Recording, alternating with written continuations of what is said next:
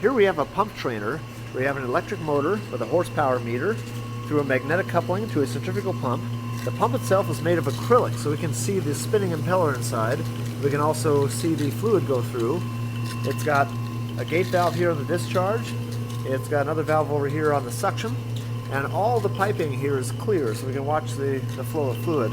But right now it's all clear water, so we can't see much in that regard. It's got a rotometer here showing us the amount of flow.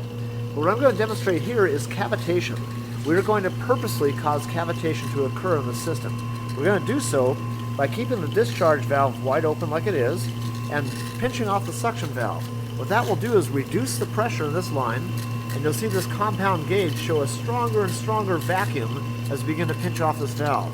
Now start to turn this clockwise, and you'll see the gauge's indication go down. You'll also begin to hear cavitation take effect, and we'll be able to see the bubbles form inside of here as it cavitates after it flashes into vapor and cavitates into liquid again here. So here we go, closing the valve.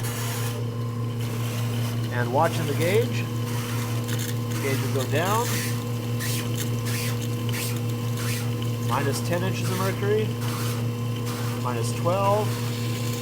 Minus 14. You can start to hear flashing occur there. 16. More noise. Minus 18. Minus 20. You start to hear that sound that sounds almost like rocks going through the pipe. There's no debris, there's no solid material through here. That solid sounding sound is really the collapsing of the vapor bubbles as they go back into liquid form. You can really hear it now. You can see it occur inside of here. It's a very pronounced action and noise. As the water goes through the valve, it reduces pressure going through the restricted valve. Its pressure drops below the vapor point of the water at this temperature. It flashes into steam, and then after it comes out of the valve and expands again, the pressure goes up, and what happens is those vapor bubbles collapse back into liquid, and that's when we get the cavitation effect. We can see it happening here. We can also see some bubbles here in the scroll casing of the pump.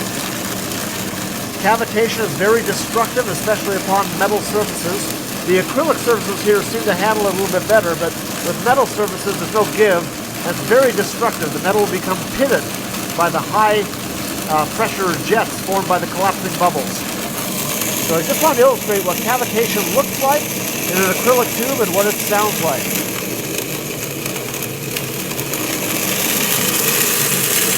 It sounds like rocks, literally like rocks going through the pipe. And again, we cause it by dropping too low of a pressure, causing flashing to occur, and when the pressure rises again, the bubbles collapse, and that's when cavitation occurs. I will open this valve back up. That increases the pressure on the suction side of the pump, less and less vacuum, until we no longer flash, and we no longer cavitate. And that's a happy pump.